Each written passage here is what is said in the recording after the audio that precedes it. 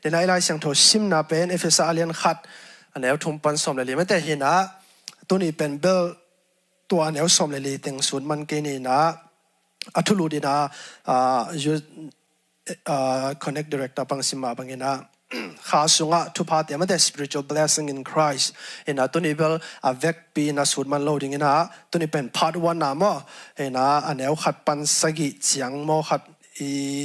กี่ยวกับมันเลยเกี่ยวกับนี้นะอันนั้นต้องเป็นหมายกับจังสมตัวนี้นะมาใส่นะบางเสียเพียงบ่อยนะ in Christ เป็นเดมาเฮียมจีของทรงมาแต่ดงขัดอย่างนี้นะไปสัก Colossians ทรงให้แต่มาแต่ in Christ in Colossians จีในตุน in Christ in Ephesians ที่แล้วมา Ephesians ทรงหัวเส้นนี้อย่างไงมั้ง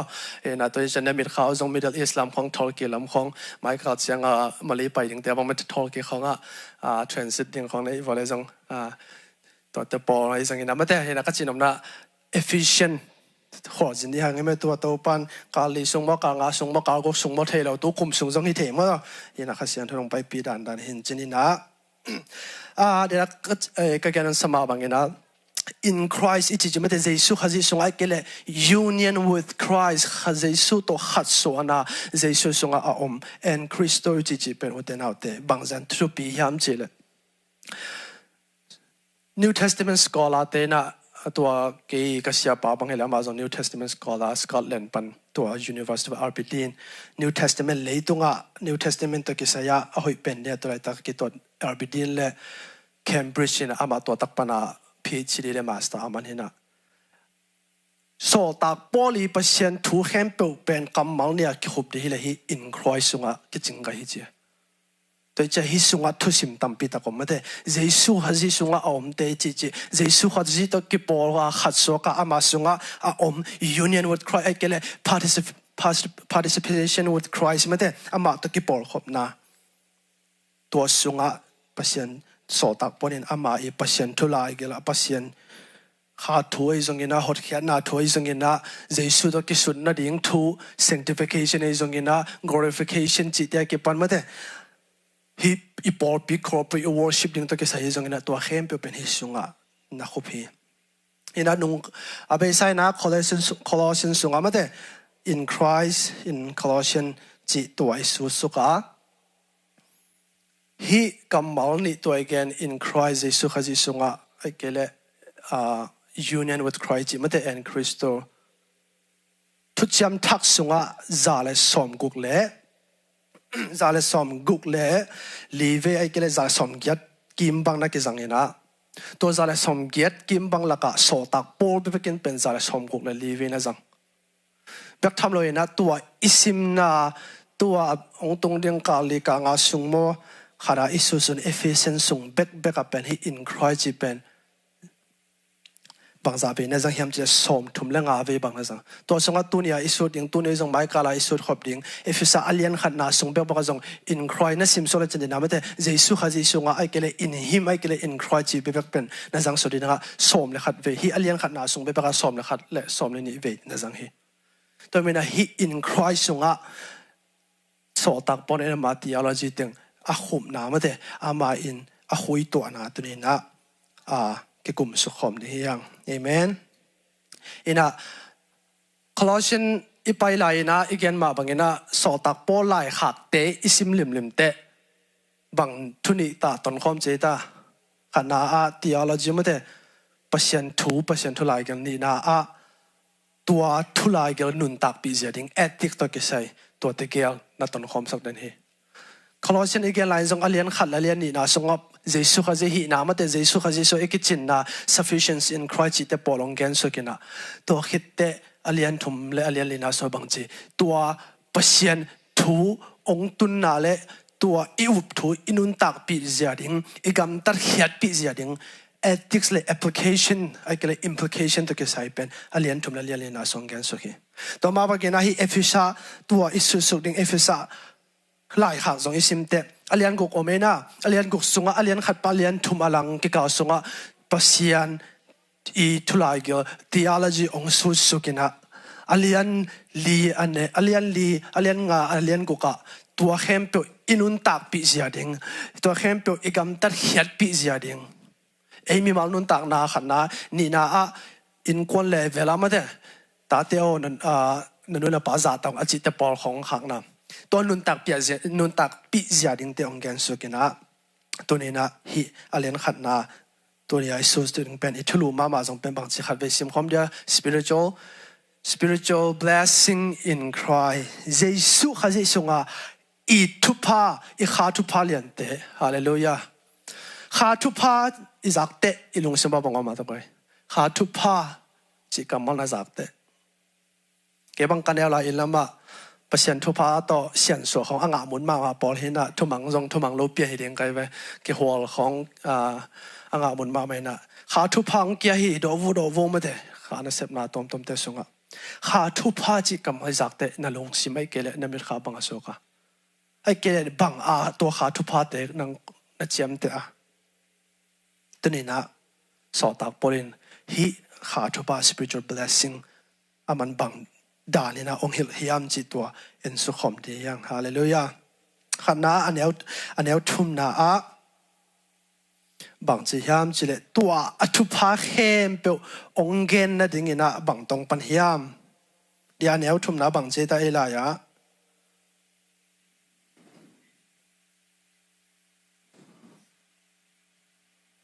kha chu sang aneu thum na ma to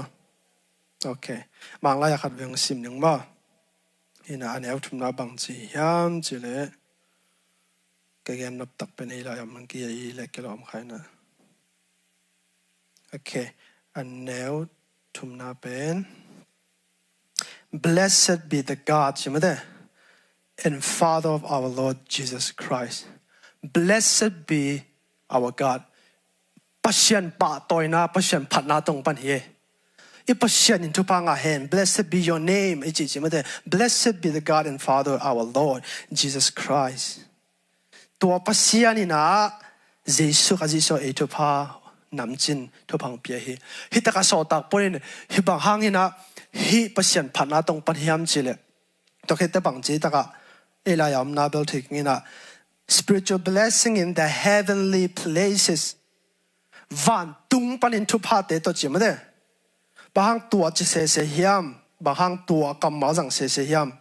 itaka thu pi na kharom ding hi bahang yam pasien tung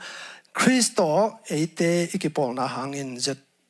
zo kam stand up panong sim ngina Christo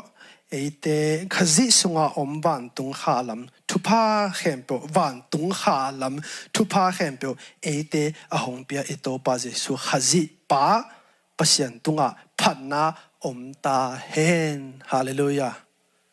turina amau tua hunlaya ancient Mediterranean chiding mo tua tang la Mediterranean te I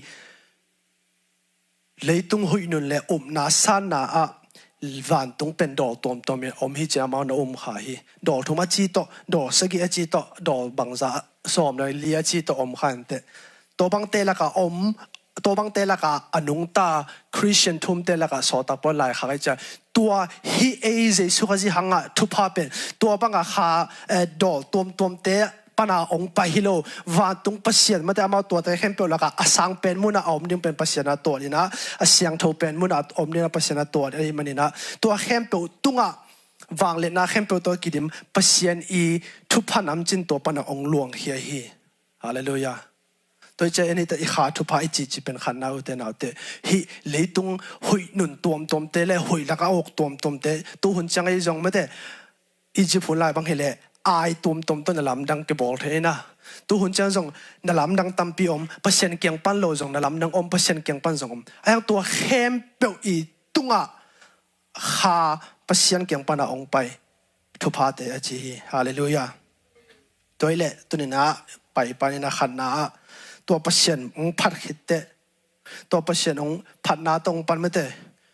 อยู่ลาจุยก็จีจูเตนะหลายอาคากุเต in deal Lord ไอ้ก็เลย deal ล้อมกันไงแต่บางไม่เต deal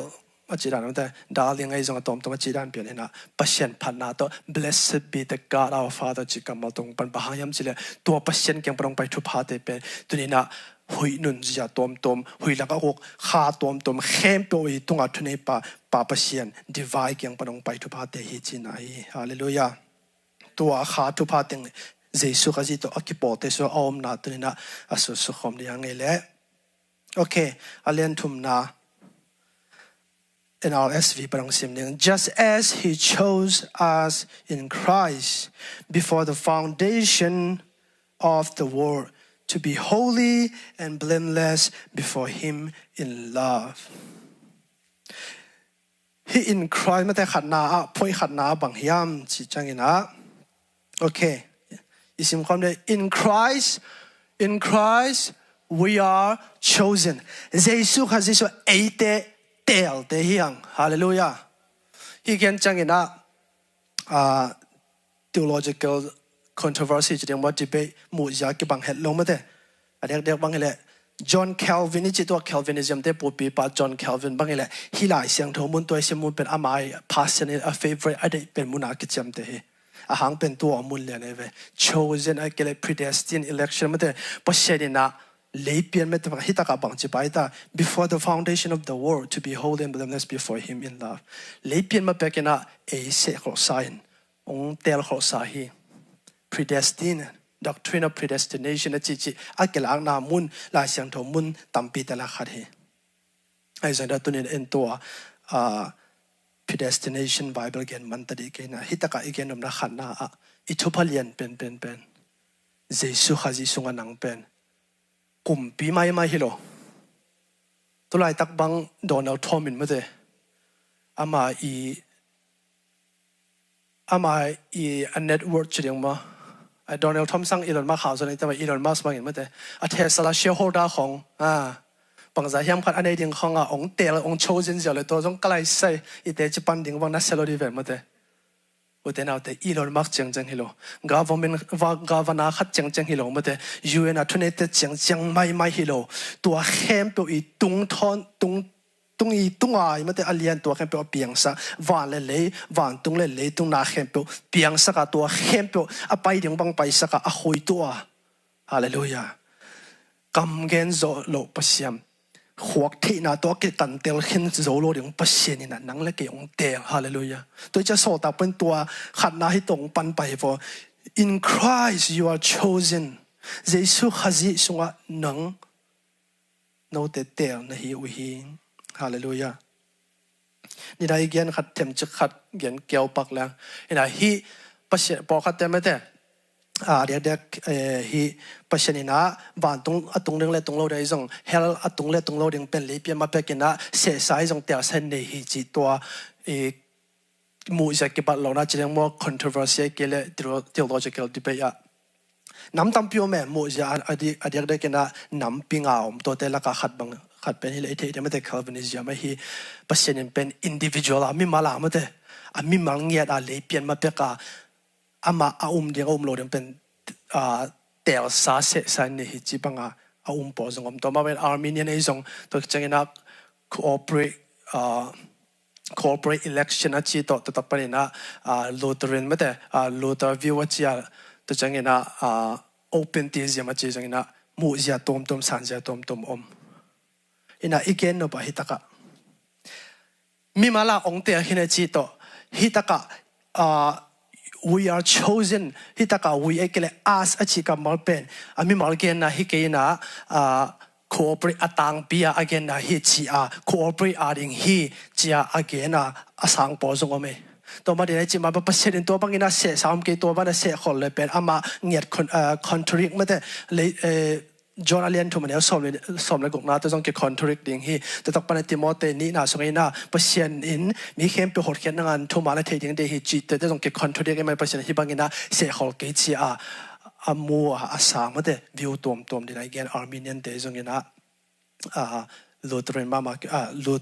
าเก็บเป็นมาเดมาร์ตินลูเทอร์เก็บเป็นนะมูจิอาลายเสียงทุกอย่างจะเก็บบังเลยไอ้ส่งให้นะอักกิบัดหนาวขัดอมเลียนเนี่ยตัวอิสิมสุงนาปากไอ้เห็นปะบางไอ้ตา we are chosen in Christ เยซูขจิสุงะไอ้น่าเป็นกิบังไอ้ยังตัวเยซูขจิอักกิเตลเป็น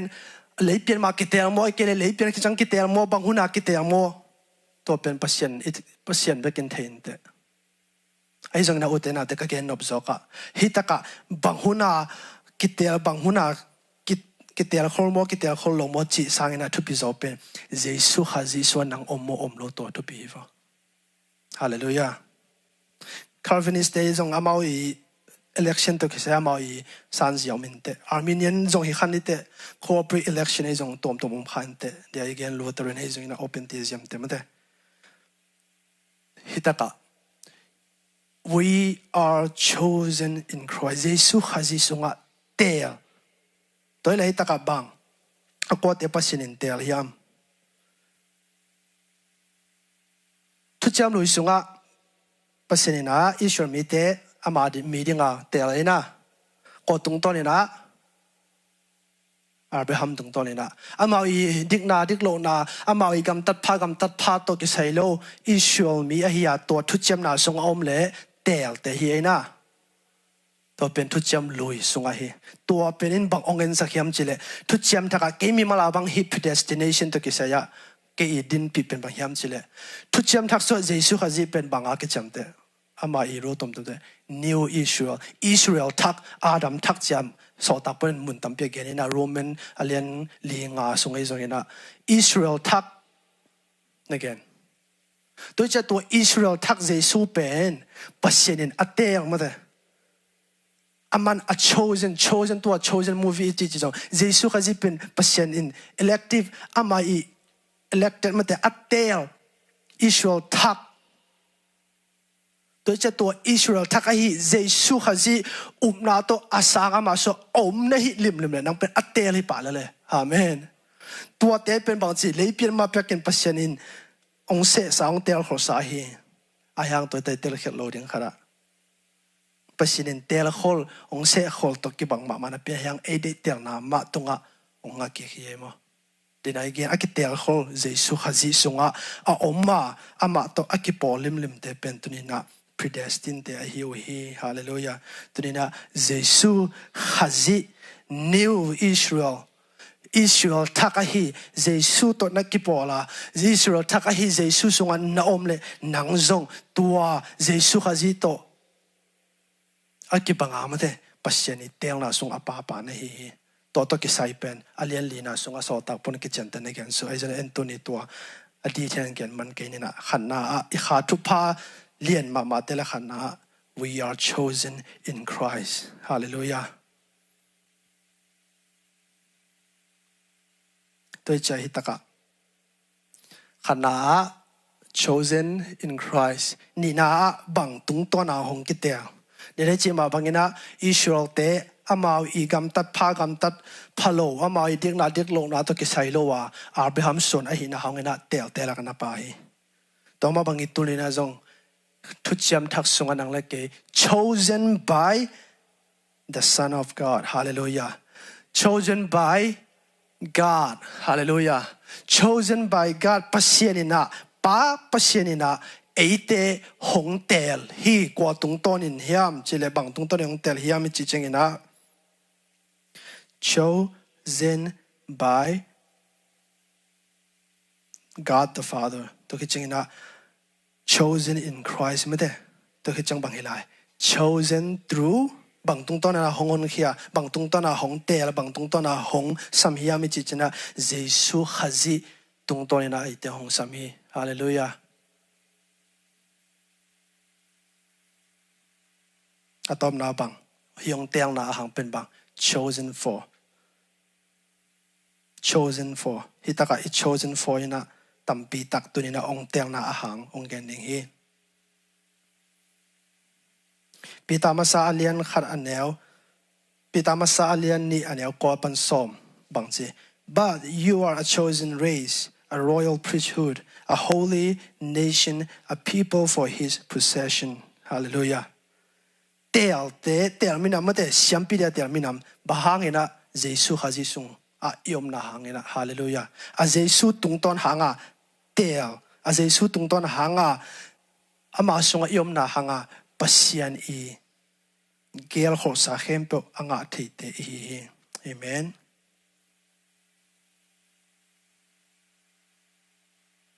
ใจตะกันวัฒนาแต่ chosen ปัศยันเยซูขจิสุงะอิอมาเก็ปนินอิอมเพราเก็ปนินปัศยันเตลเตลักปาโนปาปาฮิตฮาเลลูยาตัวเตลนาอินะปัศยันอีเดนาเลงิมนาเลอามาอี servants will มาเตตัวตุงตัวนาหงไปเขียเตลนาฮิยาอะตอมนา chosen for บางจิตในสิมนาสุงะ holy and blameless amen ฮีองกิเตลนั้นปัศยันนี่นะองเตลนาองสัมนาอินะบางเดียองสัมจีอาเสียงโทเลเป่าบานาอมโลดิงฮาเลลูยาองเตลเสียวินองเตลคิดจังโอ้ยโนบางคนนุ่งตาวกำตาวองจีโลเยซูฮัจิตุงโตนี่นะเอเตหงเตละอามาสุงะหงอมสักะตัวองอมสักนาตัวเข้มไปอาหางบอลปีนบางยามอามาอาเสียงโทปัศยันหิมาบางอินต้นตุงะอามาโตเสียงโทอินเป่าบานาอมโลวะอมหอมต้นตรงนี้ngaเตลเตฮียงฮาเลลูยาตัวโตปะคุณเป็นมาเป็นดีนี่เอเมนขัดเวชคอมเดีย chosen in Christ 1 2 3 chosen in Christ ตัวจัง chosen by God ตัวจังนะ chosen through His servant's will จังนี้ chosen through His servant's will ตัวจังนะตอมนะ chosen for holiness and blameless one more time chosen for holiness and blamelessness amen ขนาดตัวนี้นะ chosen in Christ เดี๋ยวเตียงโอเคนี่นะไปตรงนี้นะอีสิมความเดียอีขาทุพานี่นะเป็นบางอย่างจะเลย in Christ we are adopted into God's family amen เยซูขจิสุงะเอเตเป็นปัศยันอินกวนเตหิตาหิยังฮาเลลูยาเยซู说有买没阿爹的 agent 的雷东基的啥啊无那路伊说路得变起来แต่นาแต่ยาเรื่องนั้นลำเป็นนาบังมอมโลหิไอ้ส่วนนี้นะ in Christ เยซูฮัจิอิทุจำนาทักสุงะอามาสุงะเอวมาเก็บปานินะเยซูฮัจิโตอิกิปองนาหังเงินเยซูฮัจิโตขัดอิสวนาหังเงินนะปัศยันตนตุงป้าปัศยันโตขาทุสุงะอินควนขัดหิตายังฮาเลลูยาตัวกิจสายงอัลยันกิลีนาสุงะกิจิงเตนเกนินะตัวอิตุนเตเกนเบลายนี่ตัวมันอิขาทุพาเลียนมามันนีนา we are adopted into God's family ปัศยันขจิหางินะขจิสุงะอิอมนาหางินะปัศยันอินควนหิตายังเอเมนตัวอินควนอินะขันนา adoption is God's loving choiceฮีอามาอินกวนฮีเทนเองนะไอ้ลำปนินะเสพเทนะฮันจำเทนะไอ้ลำปนินะปัศยันไม้พมุเทนะตัวอากิงะปัศยันอินกวนสวนอะไรเลยนะเดน่าอีกอย่างสามารถปัศยันลำปนะหงเสพเขียนะหงเตียนะ God's loving choice อามาอีนะตัวหงไปเขีย adoption ฮี hallelujah นี่นะบางที adoption brings us into God's family as sons and daughters อามาอีฮิตากะสอตักปน adoption ก็มาจากเดียวแต่นาเตอินควนขัดจังไม่มาฮิโลยนะอินควนสุงามาเตตาหินาเอโซมีแต่ตัวบังกินไหนมาไม่เตตาปาหินาหางาอุปเป็นหินาหางากำลดกันละฮิตากะตัวปาเจสุเป็นเอียเดียงมาฮิโลไม่เตเอาอุปเป็นเฮียไอ้สิ่งนั้นตัวเจสุขจิตตัวอักปอเตเป็นตัวเจสุขจิตว่าอมเตจงลัวเทียงฮิจินะตัวไปนะทุจจำนาทักกำจำทักองเปียฮาเลลูยาตัวกิจสายอันเดียวสมเลนีนาสุนัยกันสุกินะฮิตากะ adoption into God's family ทุมนาฮิ adoption เป็นดินาอีกอย่างสามบังกินะ through Christ alone มาเดเยซูขจิตตรงตนเด็กปนาหงไปปัศยันอินกวนปัศยันตาสวดที่นาฮีฮาเลลูยาตัวอินะบังองเงินสักยามจิเลตอมนาฮีป้าปัศยันอินกวนสวดนี่นะปัศยันนี่นะเดนาจิเลยเปียมาเปกะอามาไอเกียละฮีอามันอามาเลี้ยมละกิเปียงสักนังเล็กอามาโตอินกวนขัดอมคอมดิ่งอามาอี purpose และ pleasure ลุงกิมนาฮีฮาเลลูยาเอ้ละกับตาของไอ้ดอกเปลอมนายสังพังไม่ได้ก่อยจะมีแต่ส่งไปกิมตำนายเราจีนี่ไม่ได้ไอ้ส่งกินนะฮิตากะอีกอย่างนเป็นบางอย่าง adoption into God's family ฮิจังไงสุดยอดแรงไอ้เจ้าดังตะกี้บางไอ้ยังอุตเนเอาเตะเฮ้ยตะกี้ลงไงแรงโมอลุงดำหวยด้าน thu chiam lùi sung ama te pasien to in khuôn khát gen lo Israel mi zong Israel mi te tel tom Israel mi te ma zong pasien i biak piang na mun siang thau pen alo thine ding ina ama te chile salam panina requirement kal tampi tang nom hi ai zong ina thu chiam thak Jesu haji sunga in Christ ichi sunga to hem to Jesu haji inna khat khi khat hong lo to sak do hong ke ching to sak do ina ama to ikipum phat legal ma de hi taka adoption sunga khanna legal social realities ong pai ni na bang chi inun lui ipian lui ngei na lui te to ek sai non lo Jesu inei ma inun tak na mo na pana hong pur hian nun ta na to ek sai non lo nge sang na hi taka adoption amen akitel thena khanna a legal taka ma de ko kin kon ke taong so ko kin kon sunga ongomo chi jiao a verbal ya sam nai lena thu legal taka ma de hi thu pai zia taka adoption so na hi hallelujah to sunga ta hi na hanga lo ding khem to ke sai jong lo thi na khwan ani nang la ki te hi hang to ke sai jong ani so maya ka te ke chen jon gen to ni na khana legally ya pasien ta sok te ni na pasien to ikipola ki pan Jesu khaji sunga ama in koni lura ki pan inun lui ipian lui ingena lui te to akisai non ngia lo hi ta yang hallelujah thumna full legal made ta za tu hun cha ezo mi te so de ken sama begena tappa upen te begena gam lo theina tuni na hitaka adoption china sunga nang le ke kidei de nam lo Jesu khaji Ivang to ama sunga om te pen tunina gam lo za anga the te yang hallelujah lai sang tholu sunga ye the ding na Moses kon ama adopeta faro tanun ama lampanga ama I background tom hem pe to kisaya Israel I hamphat na tenga the ding lo ai jong in Egypt gamama te hamphat na nga the ding lo ai jong ina quan ông adopte ama kumpi in sung le kumpi huang song hang khe theyam faro tanu I ta ong so te mate tuni jong nang le ke jong Jesu khaji hangina pasien ta gam lo za anga te yang hallelujah bek tham loina Greco-Roman te gam Greco-Roman huna jong ina to Caesar te jong atom tom aulian po khar empire emperor chi te jong adoption po khana mi to Augusta chi te po jong ma ina to in angen sak pen hitaka ta mai chiang mate bang chiri ya hi orphanage chiang hi lo in om na ding ne lo anua pa te na nu she na akem ding om loina o hi he po hi lo yang pai pa ko chi mai a hi lo thu pai ta ka mate hi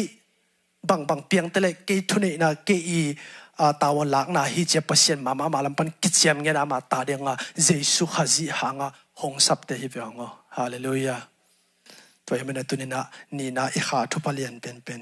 pasien in kwan pasien ta za yang hallelujah na gya ten hopina pasien it pen ta hiang e na che devo hallelujah hallelujah dei dan nei lo hi chi pen to hi hallelujah ama maya ta hallelujah Billy Graham mo telon pakena katel khila jong mai sakon la pasien in pen mi khat tek kim pen ke nang keom ngi na pen keom ke ngi ma te ki na khat om lo om ke leng ma te aki sa thu thing ya lo za dong ding tua to ki banga mi mal kim pen e te ka renga ongi hi achi pen tunina hitaka hi samama hallelujah en khat ve che e lam pan na pasien ongi na pen ituat zia chi mo ite zia pen ke bang ke khata a pasien lam pan hi le nang le ke ahoi lo asiam lo adik lo to te pen e lam pan ite na yang pasien lam pan hi le ivekina hi Jesu khazi milim lang panong etchena ivekina ongin na kikim in hallelujah termina ikha tu phani na Jesu khazi sunga yomte ama to in kon khat ama I ta anga te ta za asok te hiyang hallelujah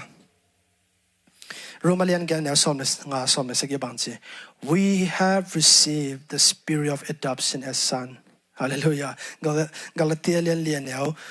li sagi na songa bangchi I'm paraphrasing God sent his son to redeem us so that we might receive adoption mate pasin amata pa hong so la ate hong hon ding hong tan ding bahang yam bang ha ding hong so bang ha ding ama nong gum ama ta so the ding ama in kwan so the ding hi amen John alian kha ania so many tumna bangchi to all who receive Christ he gives the right to become children of God Jesu ama to tapa Jesu asang mi hempel ta za so the na apia hi hallelujah tuni na thupa to te voi sim ding hallelujah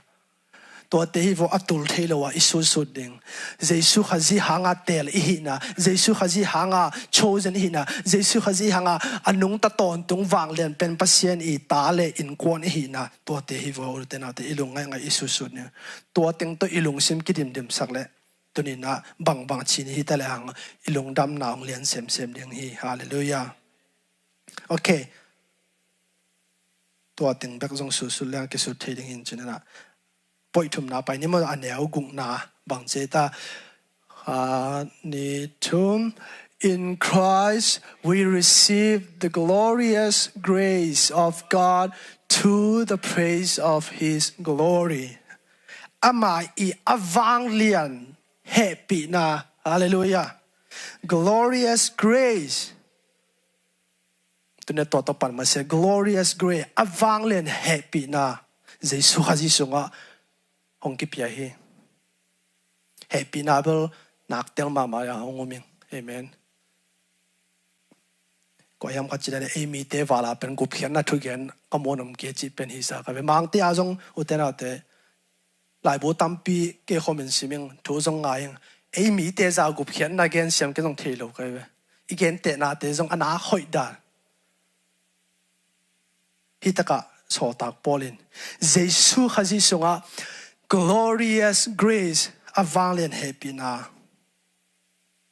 ongki pia hi toile hitaka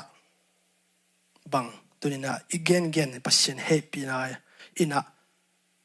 bang tan chang hi yam agrika kharish mate khariyo ikala kharish happy na unmerited favor ichi mate deidan nei lawa mate pasiani mai pha tua happy na Jesu khazi sunga hong pia hong kelang hi hallelujah toila hi taka so tak poli hong gen avalen happy na pen level guk chiding mai kele state go kina endi hiang ki mo thena khana bang chi sim khom ni initiating grace en pasien in maina pasien alim pasien made en pasien chi ithei mana ngoni na ama lam panena hong pan khia hong in masa happy na hi hallelujah akito siam na pasien ina mi hing te made hong bol lim chim hong bol chil lim le ma ki pan tua ama ina sunga Jesu khazi to thum gom pasien chi chi mate triune God to anuam sa khom ninga hon pian sakina ama lam pan hong pan nang to za biang na dang te dan amate nang I lam pan ina na seping to za cheng nami a na tutte ke to ki por he pan yang chi bang hilowa ama lam pan hong pan khia hong tai khia pasien a hi hallelujah New Testament scholar to ke kapi chidi song kasun mam am entire ke chi British te na aman to tapatai mang to ke sa again na atai khia pasien atai khia pasien I na chi to na ge ni bang again na ei lam pani panama pasien nget ong pan khema samate ken no te kong I hi hitaka John alian John lai ha kalian John lai khang masa lian li an son ko na so isim simite sa bang chi we love because he first loved us pasien hong eat masai man etikite hitaka tua so ta polin glorious grace avanglen happy na gena khana a tua happy da pen turina mi hing ten pasien izon ma ikan mai na ama nget hong tai khia ama nget in hong zong khia it na hong lak happy na hi hallelujah to cha hi missiology chi missions lo ke sai study na songa bang hile akian bang chi pasien nget pen missionary masahi bahang an zai sung nget van tung panina amang thang le tung mi te hong tan hong gom dia ong pai suk chi chang ba en le tung kam bai za hen mo hong kum suk chi ding mo ong pai suk ai cha ama pen hong pan khia pasien nget initiating grace hallelujah ai na hong la khia to pasien I happy na hi hallelujah ni na sim khom ni saving grace hot khian na hong hon khe zo happy na ai kele hong hon khia pasien I happy na hallelujah to bel gen be yang om saron khang nak tel ma ma ngoming amen to bena lumalian to manel som ni le na so bangchi they are now justified by his grace as a gift through the redemption that is in Jesus Christ Jesus khazi sunga a om happy na a Jesus khazi sunga a om hot khen na hangin na eite pen dik tan na ama happy na dik tan na ai nga hi to dik tan na pen lesong bang hi na chi sol ta prom amen changina efisa isu to la yang alian ni an yak na so bang chi gam tan na pha hang hi lo inga na ko to efisa lian ni yak inga ran te chi gam tan na hang hi lo happy na da ke to lai sang thong sin yong mai ta hoi sa pro mena for by grace you have been saved through faith and this is not your own doing it is the gift of God pasien lesson hi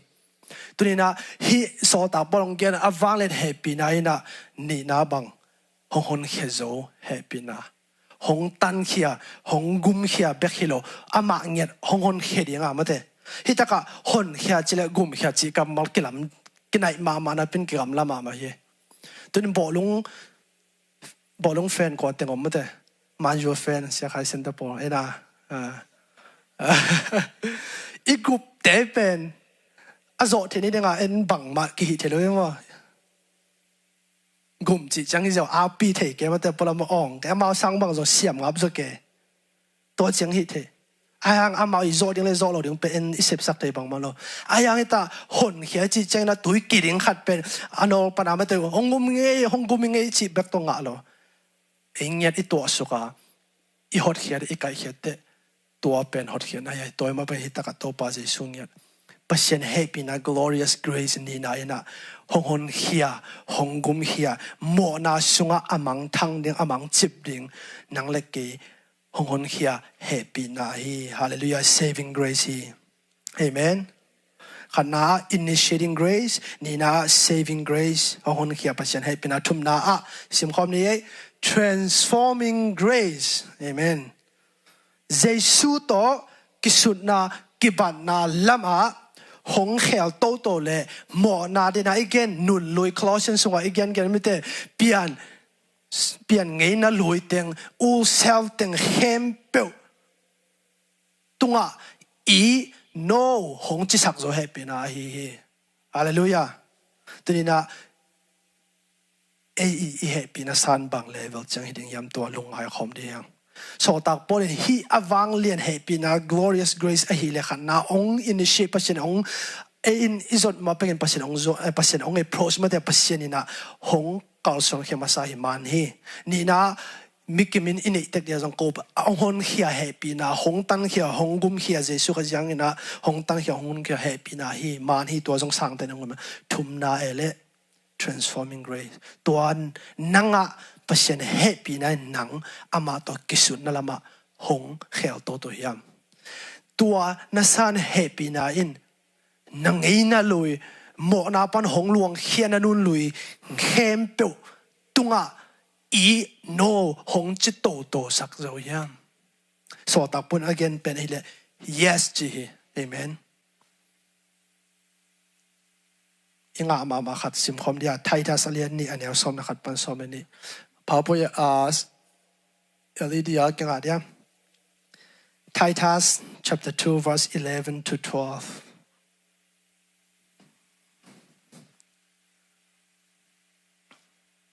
Silayam ke la itoi lai siang tho te ka mo amang lai to khat vi koi sim ngai ngai dia NIV to sim dia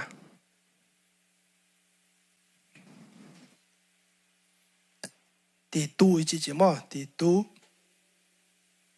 tu alian ni anel som la khat pan som la ni som la khat la som la ni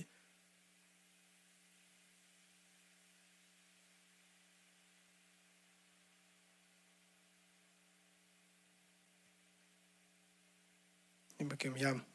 mang lai to khat vi sim khom ngai ngai da kwai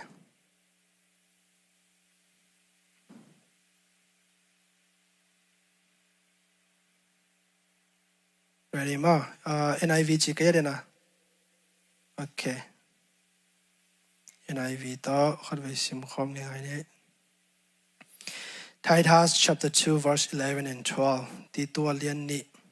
anel som le khat le som la ni ready mo 1 2 3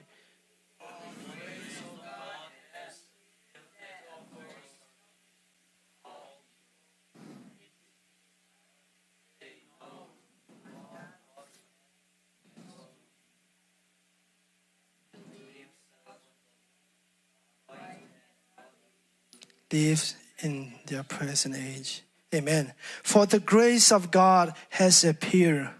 Pasien happy na hong kilang kina. Hallelujah. To jang bang chi. Tua happy nan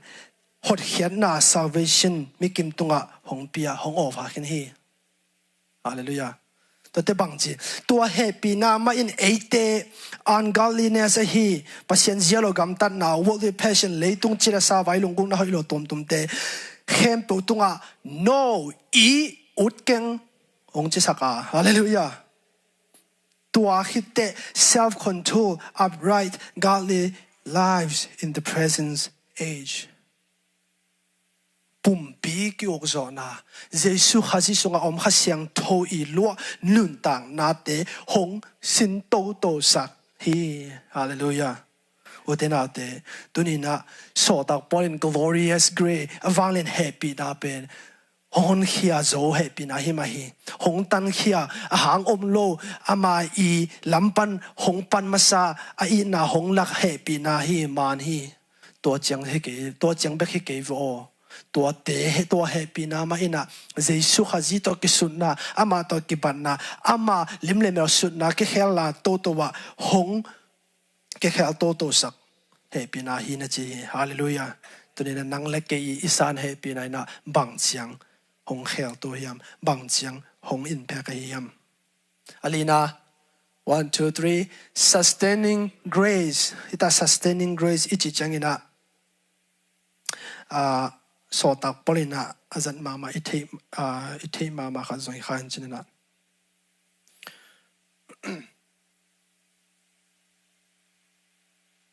sustaining grace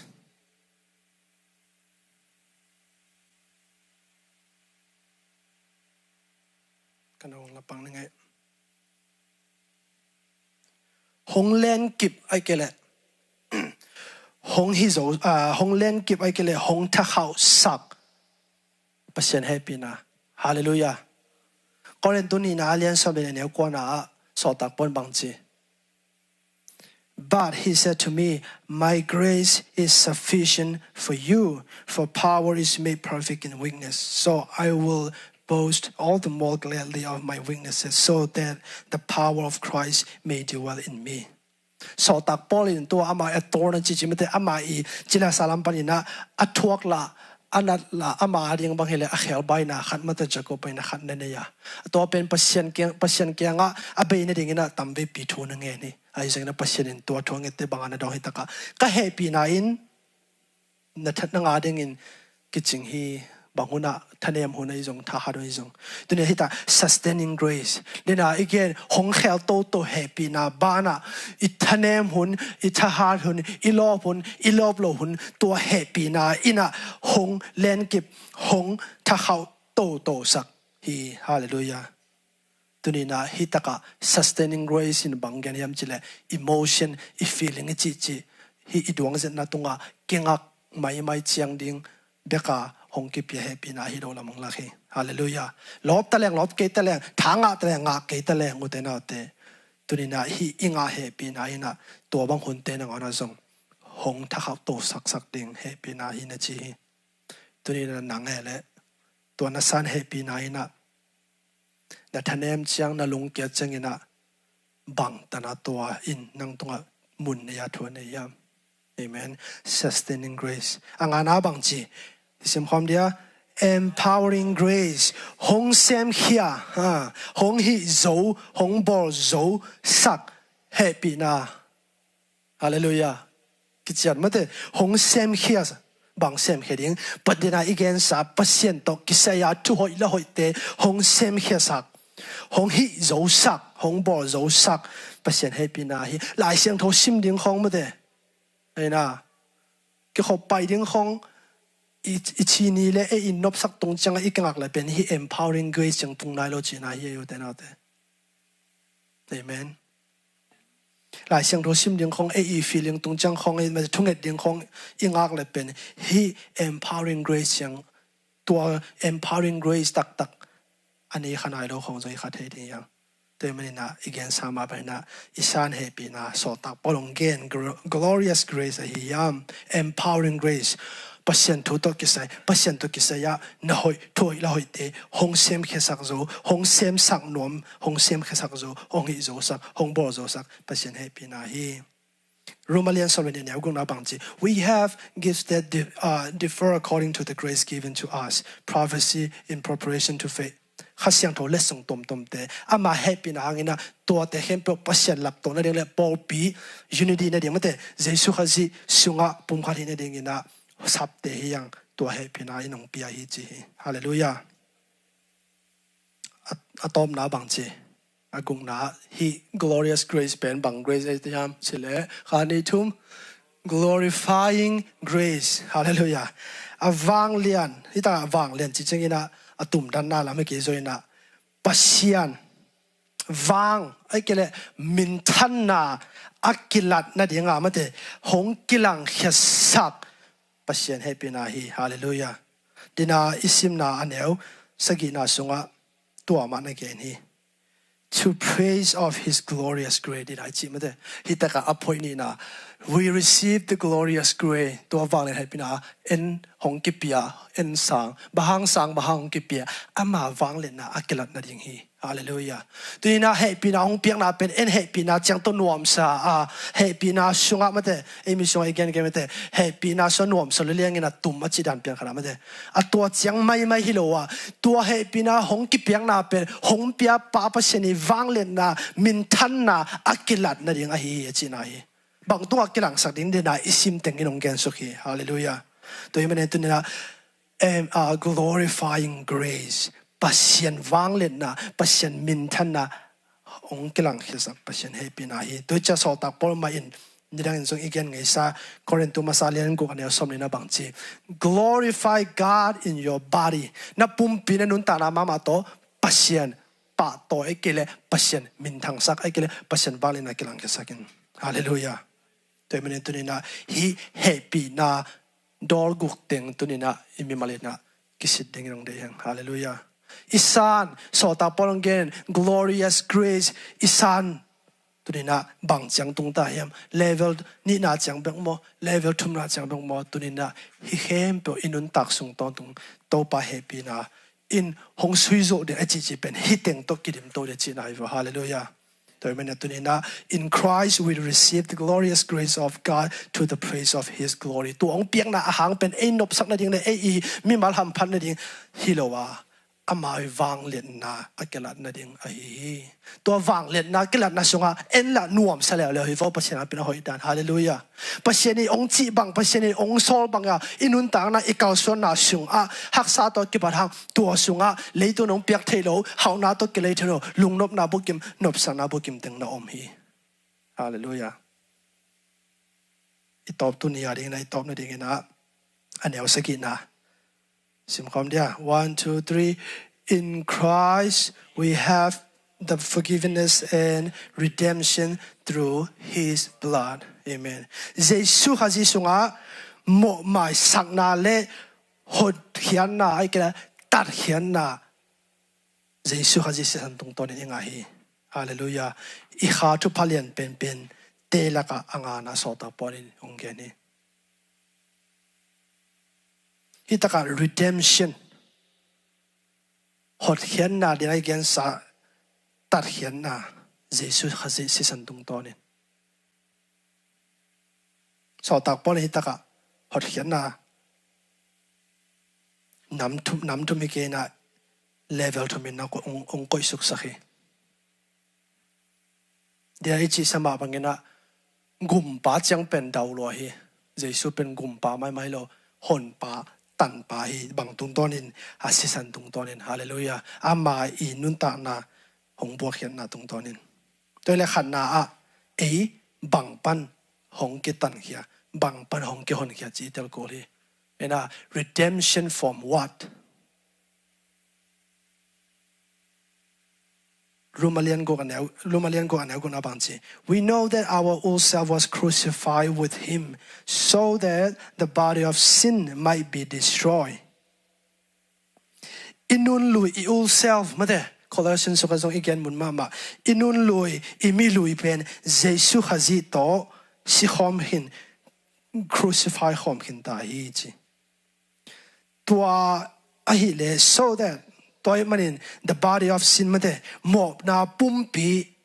pen kisu setting kisu zanding hi kisu zanding hi bahayam side we might no longer be enslaved to sin mo na a sila hi no lo na ding hi hallelujah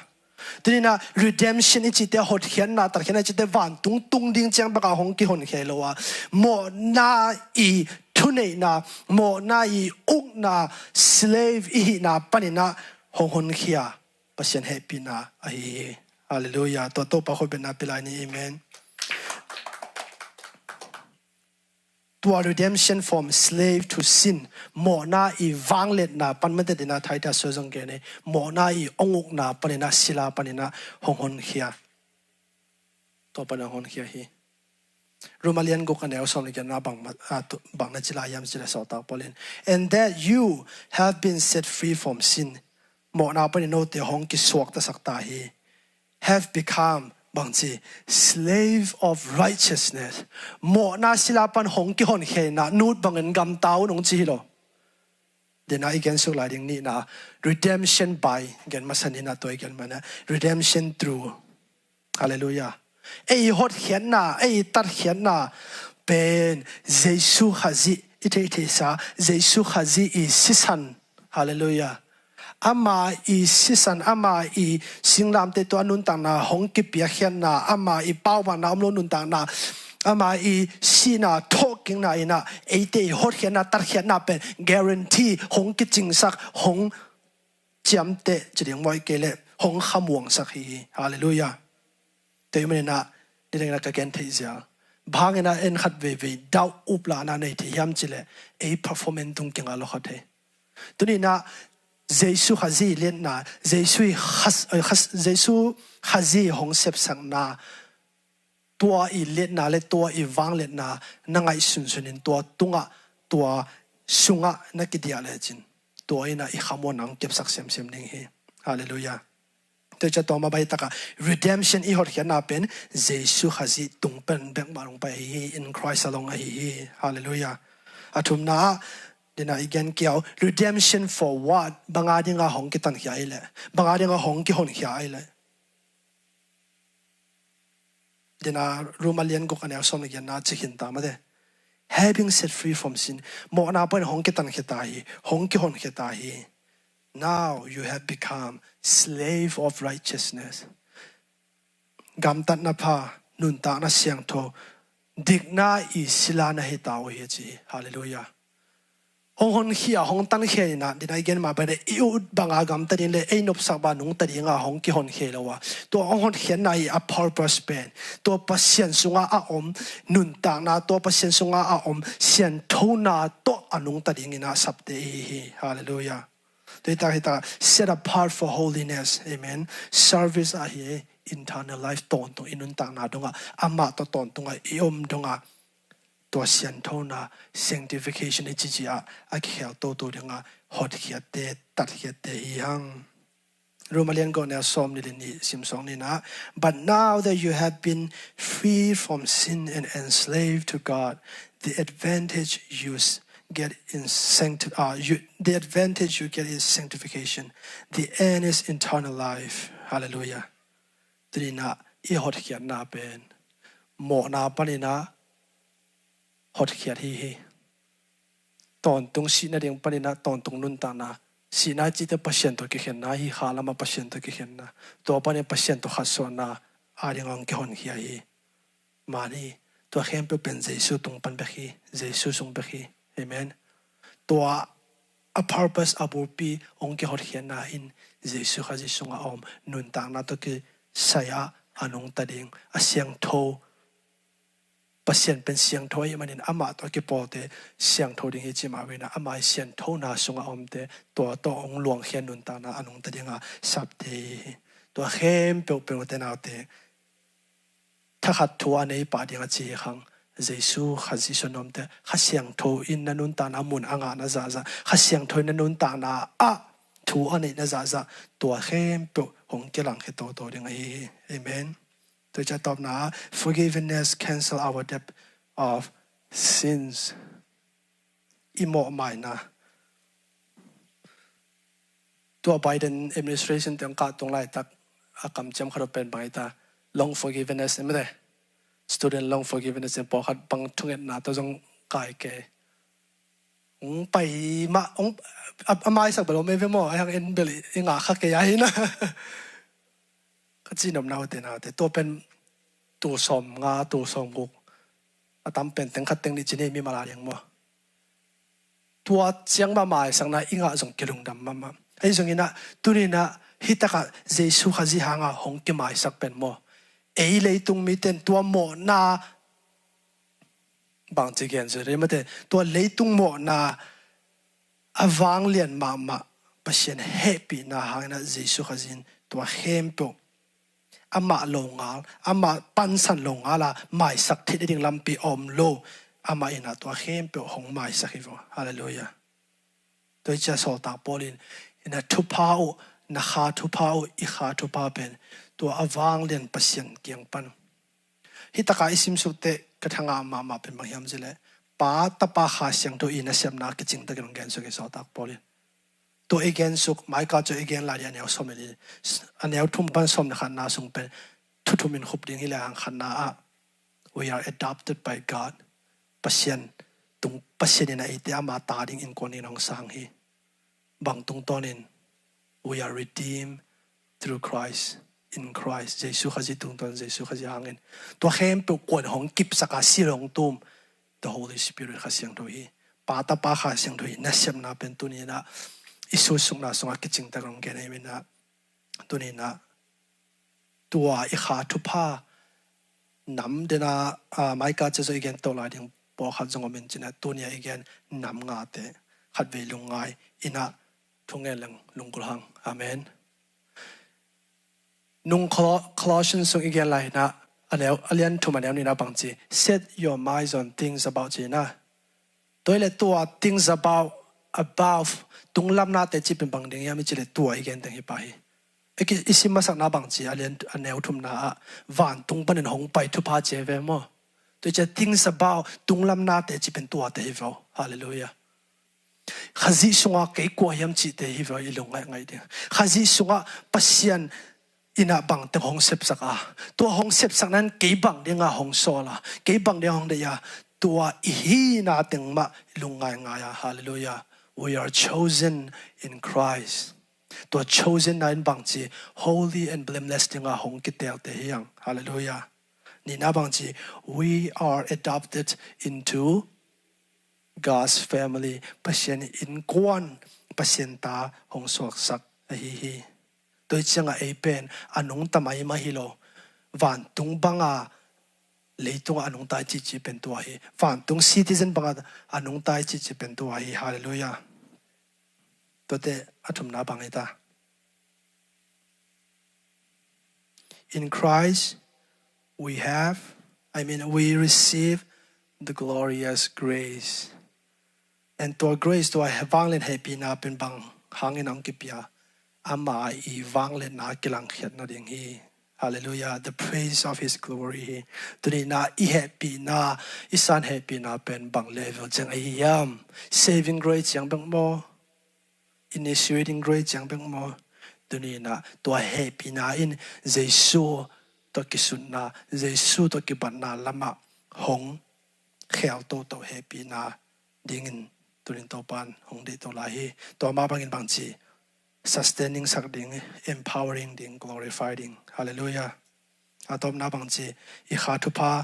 เตลักอ่างานาเป็นไปได้ in Christ we have the forgiveness and redemption through His blood hallelujah ตัวนี้นะฮิตติ้งเยซูข้าจิสุงาอีหินะเยซูข้าจิยองเสพสังนะตัวมาบังเงินะอามาสุงาอีหินะตัวมาบังเงินะตัวหางเงินะอินุนตานะทักเตตัวสุงาลุงไงไงยาอิงไงสุนนะอีขพองนะเตเข้มโป set your mind on things about จิมาไว้เลยตัวนี้นะ it things about ยังเป็นตัว again หาทุบาตังฮี hallelujah ตัวนี้นะขัดเวดิ่งตัวเดียวก่อน